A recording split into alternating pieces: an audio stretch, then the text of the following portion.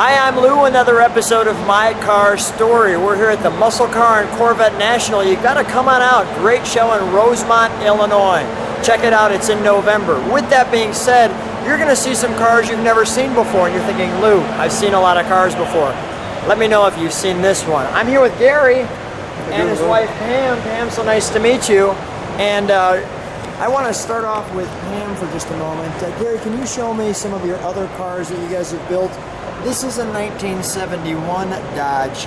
Is this a Superbird or Daytona? A Daytona? And Pam, let me take a look at you for a minute.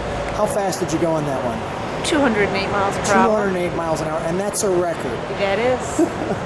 And in the 71 Mr. the King, how fast were you in that one? 201 miles So per you hour. were a car girl, no doubt about that. And let me have you guys get back together again. Today's kind of a special day for you two, because what happened today many, many years ago? 38 years ago, first date in Gary's First 74 date. Dodge Charger. In his 74 Dodge Charger. She clearly knew what she wanted. So let's talk about this car that we've never seen before, that you've created and built from scratch. Who's going to talk about it? Gary, go ahead. Sure, why not? All right, so we've got a Roadrunner here, a Superbird from 1971, and of course they never made a Superbird in 71. So how'd this come together? Well, again, it was the same information that we got for the 71 Daytona. Yeah. Chrysler was secretly wind tunnel testing these bodies with the aero packages for NASCAR racing. And they never came into full production. No full-scale versions were ever built. And the manual and all of the engineering and the planning and all of the documentation was just thrown away. Yeah. Someone knew that we were into the 71s, brought us the information, and then we built the car. And you built the car. So let's take a look. Come on back with me, both of you. And let's take a look at the one and only 1971 Plymouth Superbird. Well, first of all, I'm a big fan of the wing cars, and to see your car, I was quite excited when I heard it was coming. So usually I kind of like it where it looks a little like Christmas, but this is just amazing. How did you fabricate this? And you've got the louvers back here. Tell me about the whole car. Well, the wing we fabricated out of sheet metal, created a vertical airfoil, the way it was called for, the way it was done for the earlier cars. And then the blade was also made as an inverted airfoil. It was all according to the plans. It was all welded up and machined, and It just looks absolutely amazing. And we're going to take a closer look at these tips as well, because here you've got the Aero 71 plates, and you can see those tips are the custom 71, what were those, GTX tips or something like that? the 71 Roadrunner GTX had the similar tip. We did a quad exhaust as a signature on our prototype and concept cars, because the RTS Caravan Roadrunner had them. We thought that we keep in that same line of thinking of one-off cars. Love the Plymouth on the side, and your car also has the highly optioned sunroof package. This is an original sunroof section that we hand-formed the metal into this particular roof skin and just used the understructure from the original sunroof so that we wouldn't have to cut and weld across the entire roof surface. Just amazing. And in typical Superbird fashion, we've got the spoilers and the Hemi Plus 6, which we'll show you what that means. The Plus 6 is That's the six-pack intake manifold that Tom Hoover was toying with the idea, and he made his own to test in his own personal car back, I believe, in 1968 or 9. We kind of carried that theme through and built two of our own manifolds the same way. And it positions the air cleaner just exactly where it needs to be for the air grabber hood. so. Height and distance. Go ahead. So we've got an air grabber hood. We're going to see how that works. In typical 71 fashion, you can see that that's the raised Roadrunner beep beep look. Does the horn do the beep beep as well? It does. Okay, nothing missed on this car. So with that being said, I want to show people what that looks like from the front. Now this nose, well, let's back up. The optimum configuration that was qualified by the aerodynamicists during the secret testing was for a 12-inch aero nose.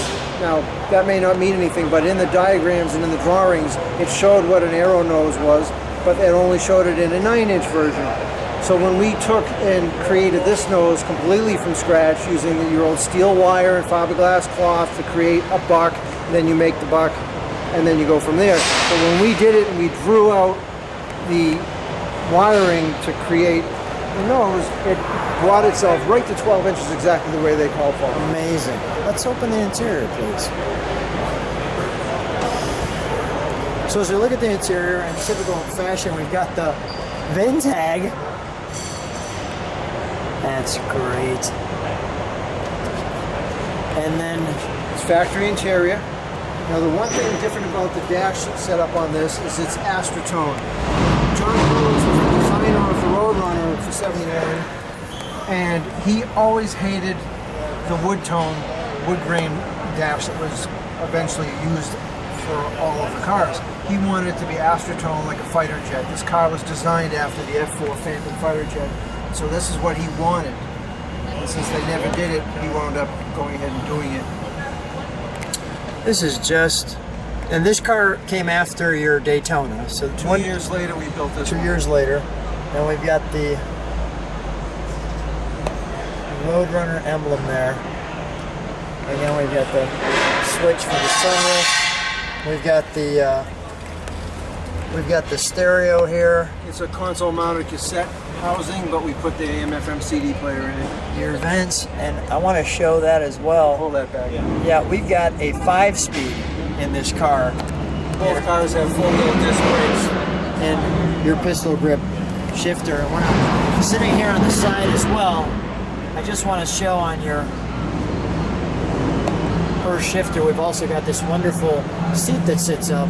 Yep, in that's the center. the buddy seat with the Halloween interior. This is a factory orange and black interior. Factory Halloween interior. Let's take a look under the hood, shall we?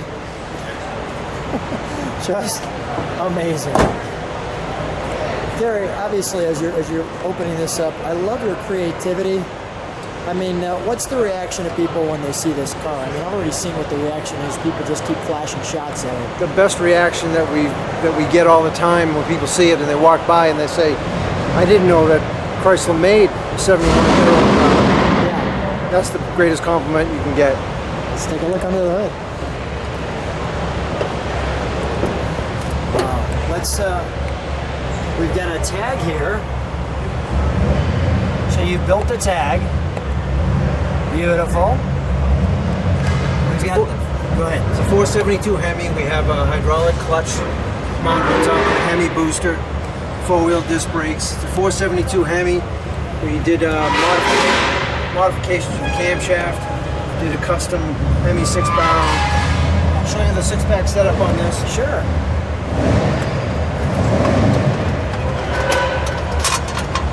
While he's doing that, I just want to show you this air grabber hood here too. So here's the, oh, that is great. The way that was done is there's an adapter plate that mimicked the top of the 430 intake manifold. And then that piece was bolted to the factory dual quad, and all the excess material inside was removed. And material was also added so it retains its full dual plane manifold configuration with the 6-pack setup. Let's put that back on, and then let's start her up.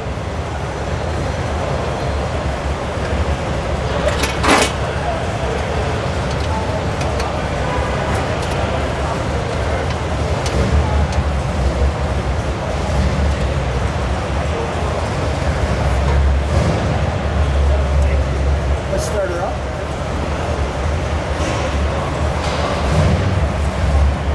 While we're starting her too, we'll open our air grabber hood so people can see that.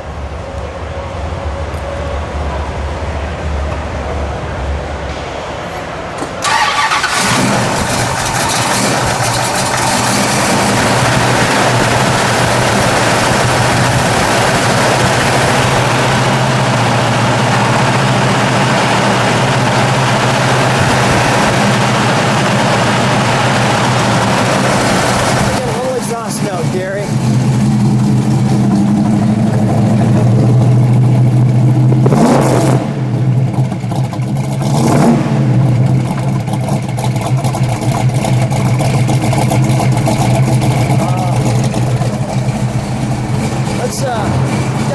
Let's shut her down. I love the grumble when it's at idle. That is a wonderful grumble. Let's shut the hood.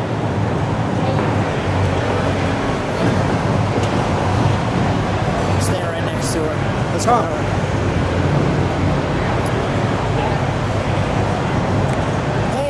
First of all, so great to have a car girl, and amazing numbers that you've put up. Be safe, please. And Gary, so much fun having this special car, and thanks so much for being on My Car Story. Thank you, Lou.